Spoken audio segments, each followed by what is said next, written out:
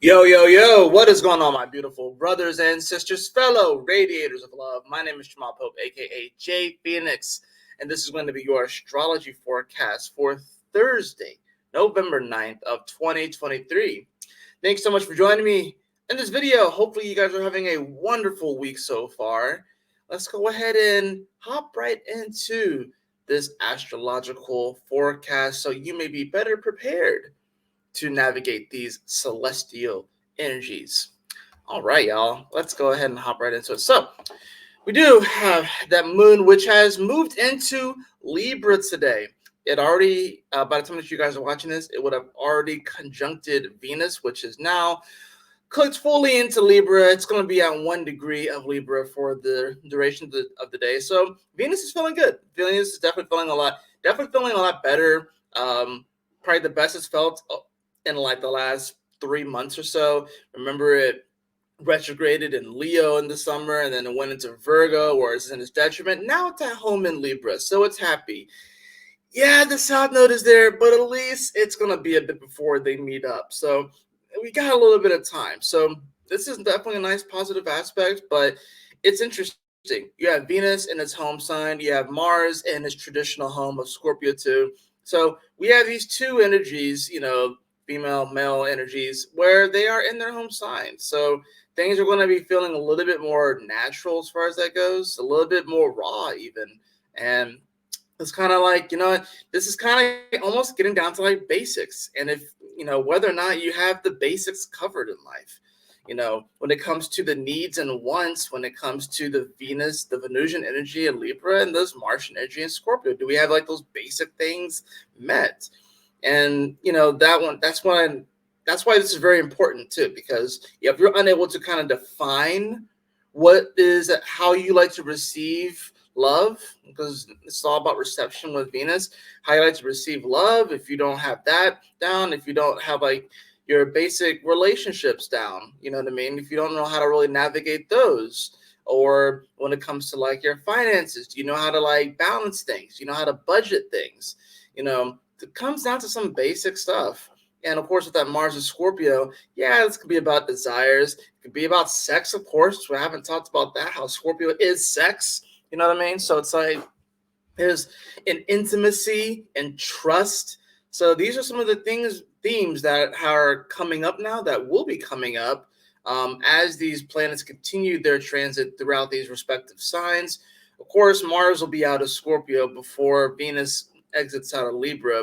But, like I said, this is kind of bringing up those a little bit more, those natural kind of basic needs, wants, desires, themes.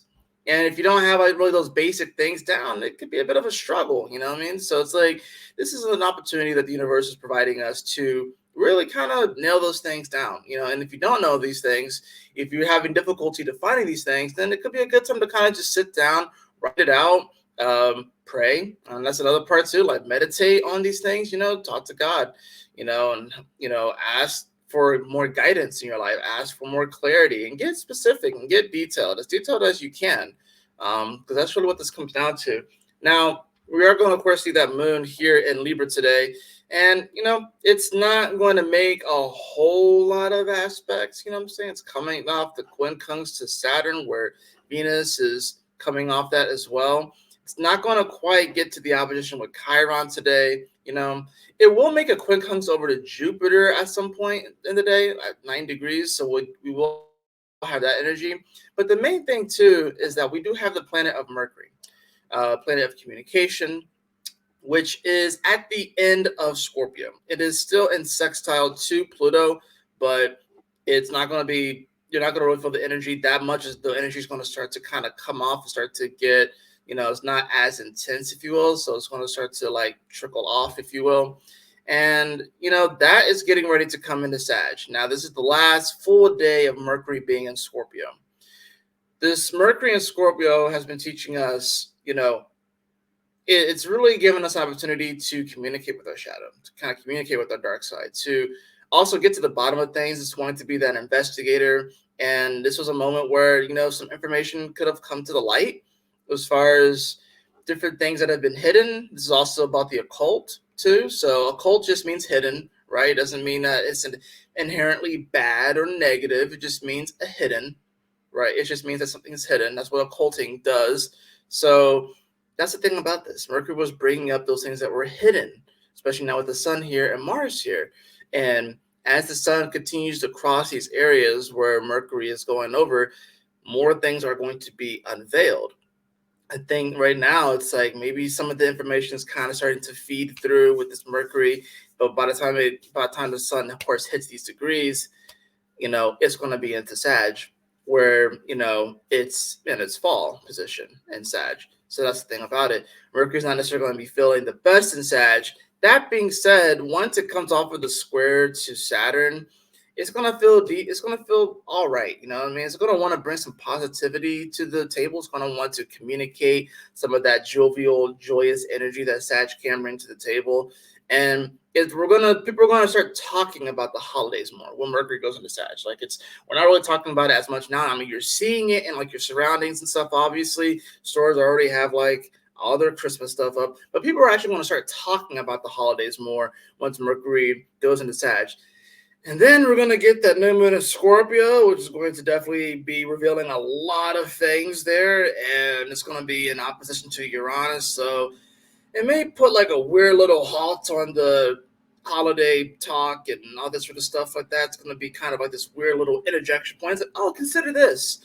But, as far as today goes, we have Mercury here at the edge. And, whenever a planet is at the edge of a sign, you can kind of feel that energy. You can kind of feel how intense it can be, especially since this is involved with Pluto and it's sextiling it, which is bringing up those opportunities to, maybe uncover and maybe even learn about some of the things that have been occulted from us when it comes to governments, when it comes to people in positions of authority. Maybe they're hiding certain things. And here's the thing too, occulting things doesn't necessarily, like I said, doesn't necessarily mean it's a bad thing. And sometimes you occult things for good reason. For example, if you're throwing a surprise birthday for somebody, you are occulting that information from that individual for good reasons because you want to surprise them. That's just a minor example, right? So, and sometimes holding on to information isn't necessarily a bad thing. If you're running like a, I don't know, say you're running like a big company, right? Or say you're running like any company and you're making some decisions, right? That will eventually affect the company. But like you still have to learn how to navigate those things. You have to have those conversations. You have to have those meetings to figure out what's the best way to set up you and your employees so that the company can thrive, right? But if you just blurt things out before things come into form, before things get finalized, then one of your employees, maybe down the ladder, may freak out and may try to project what they think may happen onto the whole situation, which can just kind of blow things up and make things worse, right? So, and like I said, like it comes to points like we have to find that balance. Now that the moon is here in Libra, Venus is here in Libra, we have to find that balance on what we need to kind of keep under wraps for a little bit, what needs to be kept hidden, but also what needs to be brought out to the light. We need to kind of have that balance there because, like I said, sometimes it's good to just kind of sit on things. Sometimes it's good to kind of keep things on the DL, but there are also times where those things on the DL need to come out to light. And with a Mars here that's coming into opposition with Uranus, this is a volcano that is getting ready to explode, right? A volcano that is getting ready to explode, especially Uranus, which shakes things up, and Taurus. Wouldn't be surprised if we see a volcano erupt in the next day or two. Wouldn't be surprised. We already had a freaking plant, like some sort of a plant in Texas that exploded. I can't, it was like a gas plant or something like that. Something exploded in Texas. But that happened. I wouldn't be surprised if we see like a volcano or something like that erupt, or we get like some sort of earthquake, somewhere in the world in the next 24 to 48 hours, right? But, we'll move this forward and stuff so you can kind of see Mercury hits that 29th degree. We're going to see that moon. It's going to hit 9 degrees later on in the evening. So that's when it makes its quincunx over to Jupiter, right? So that awkward stare from across the room, as I like to call it, this moon in Libra is wanting to feel a little bit more balanced, just wanting to try and feel the harmony, especially with Venus is here. But South Node is here as well. Remember that. So we may be trying to look for balance in weird places, maybe trying to bargain in weird areas. And, you know, you don't want to make any bad deals. I feel like this is a moment where we could potentially be making bad deals. You know what I mean? Just for like a temporary good feeling, or for a temporary fix, for a temporary high, or or like a temporary dopamine rush. We could potentially be making bad deals here.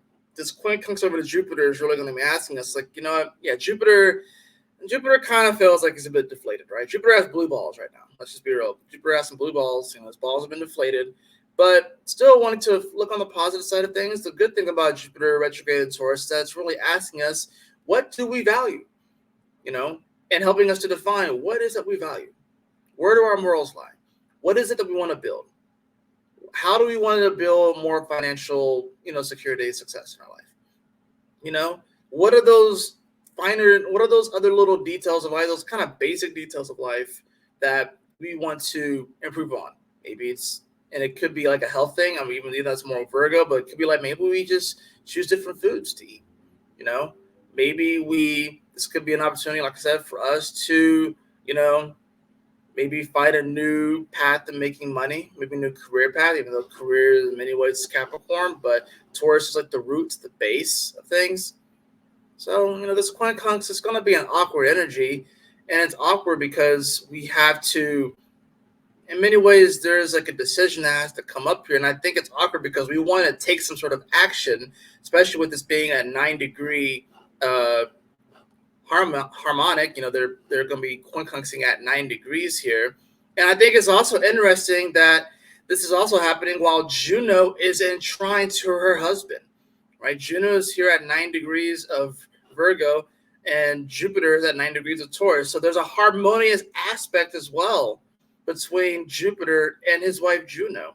But here's the funny thing: Juno is in Virgo, so Juno's going to be pretty. It's like Juno wants to give the best to Jupiter, to Zeus, but she's in criticizing mode. She's in critical mode, right?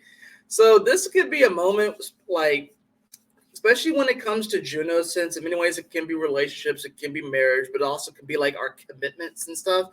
This could be that moment where it's like, say if you're in a relationship and stuff, and maybe they want to see the best for you. Maybe some conversations may come up that may kind of come across as naggy, that may come across as, a conversation that you don't necessarily want to have, right? You know what I'm saying? So, and because Mercury is here at the edge of Scorpio, it's going to bring a flare of intensity to this sort of thing, right? So I felt like this aspect is really going to be more so affecting people in those committed relationships. But if you're not, say, in a committed relationship and maybe you are just chilling by yourself, just rocking and single, this can just be, an opportunity where, we can start to look at our commitments and the projects that we have in our life and really ask ourselves, are we really committed to these things? And because, like I said, it's here in Virgo, it can bring a bit of a critical flair to this, but it's coming from a place of love, especially being that it's a trine, it's a harmonious energy. I think the moon here in Libra is going to be having us wanting to kind of bargain with ourselves emotionally, being like, well, I haven't done these things yet because this thing happened and that thing happened, and I'm doing my best. I'm trying to weigh things out. I'm trying to figure these things out.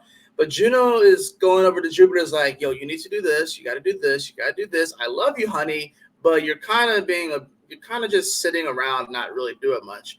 And Jupiter's like, I'm freaking retrograde in Taurus. What do you want me to do? But Juno's going to be like, well, you still got to do this. You're still the leader of the gods, right? So you got to do this. You got to do that. Just because you're retrograde doesn't mean that the work stops, right? So I think that's what it comes down to. Just because somebody's planets are retrograde doesn't mean that the work stops in these areas, right? Just because Uranus, Jupiter are retrograde in Taurus doesn't mean that we stop working on Taurus energy. Just because Chiron is retrograde in Aries doesn't mean that we stop working on Aries energy. Just because Neptune is retrograde in Pisces doesn't mean that we just stop working on Pisces energy, right? Things are starting to pick up speed, and I think that's what we're feeling. And because things were so slow, it can be tough. It's like like I said, it's like a car that hadn't been used in like months, and like trying to get that car going, or maybe even years, and trying to actually get that car moving again.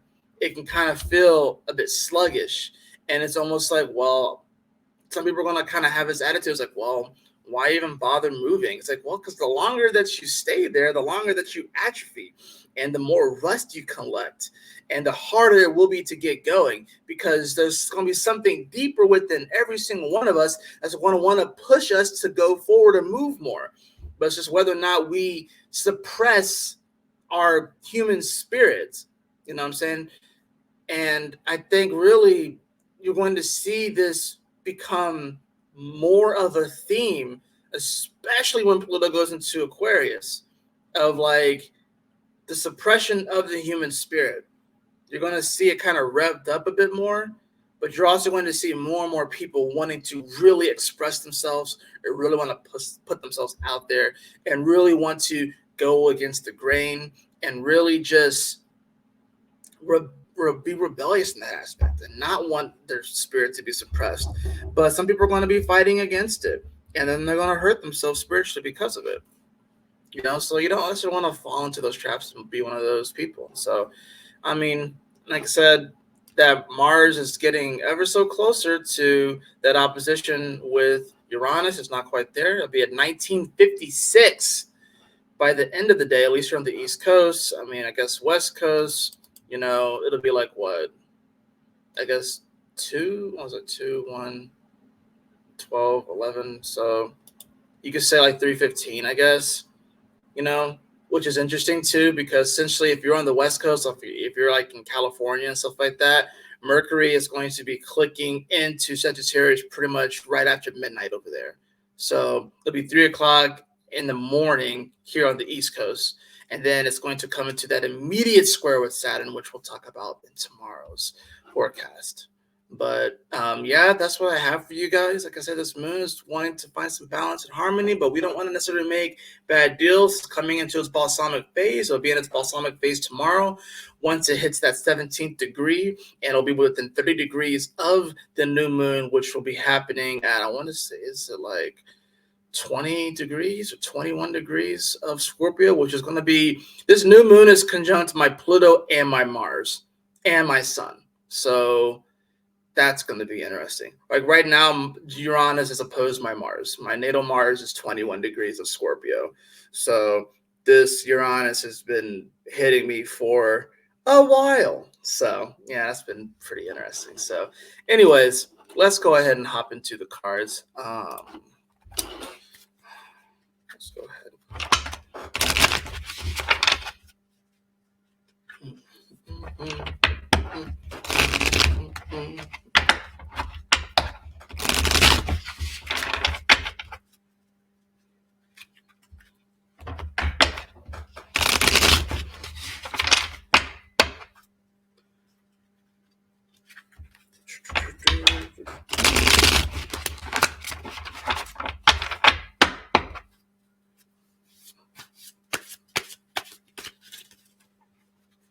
All right, let's see what we got for the cards for today. I got the Fool in reverse again today. So there's a continuation off of yesterday's energy, where once again, I think we're just maybe we're just afraid to put ourselves out there, put ourselves on the stage, because we feel like we're going to get booed off, and we're going to get heckled, and we're going to bomb. Probably going to bomb. We also have that followed by the High Priestess. So we definitely need to trust our intuition today. It may be hard to trust our intuition to kind of keep going when things don't really seem like they are aligning the way that we want them to. There's an owl in this card, and the owl, for me, I consider it a totem animal of Sagittarius. It's about wisdom. It's about sight. It's about having that vision. And we got to think about it, because in Sag season, at least here in the Northern Hemisphere, it starts getting darker earlier. And the owl, like, there's like this really cool video on the internet where it shows like these people that they have several different birds, and they're recording like their flight and stuff like that, and like the sounds that they make. And the owl is just silent. It's just silent. And I think it's like there's an element here to where, sometimes life can sneak up on us like that, where it's just silent. But sometimes, we want to be able to sneak up on things too.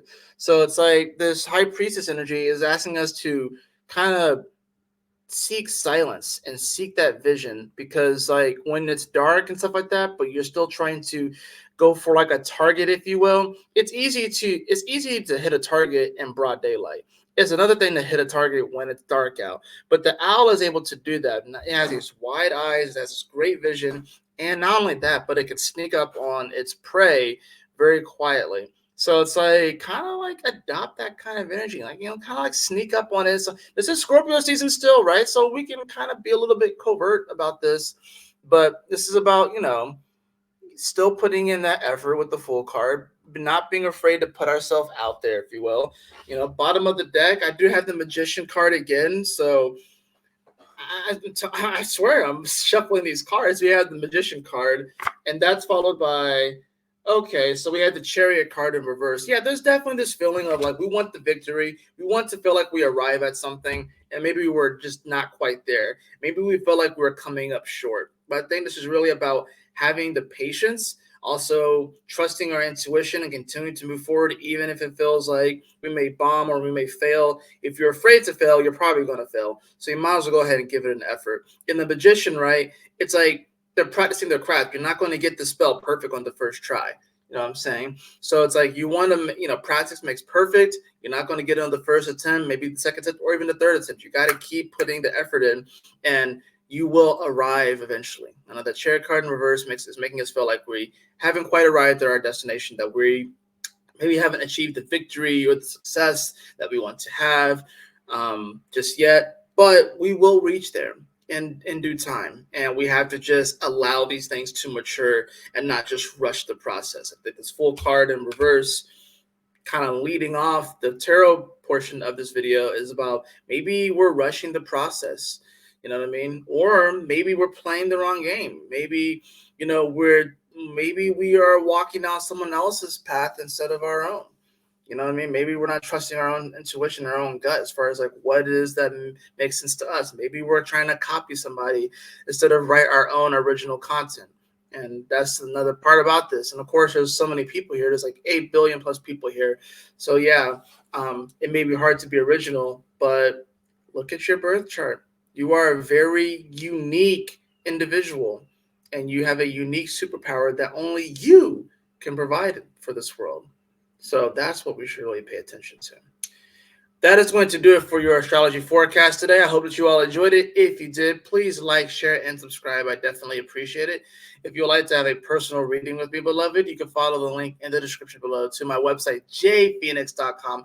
And as always, y'all take care, stay blessed, have a wonderful Thursday. I will see you guys on the next astrology forecast. Peace.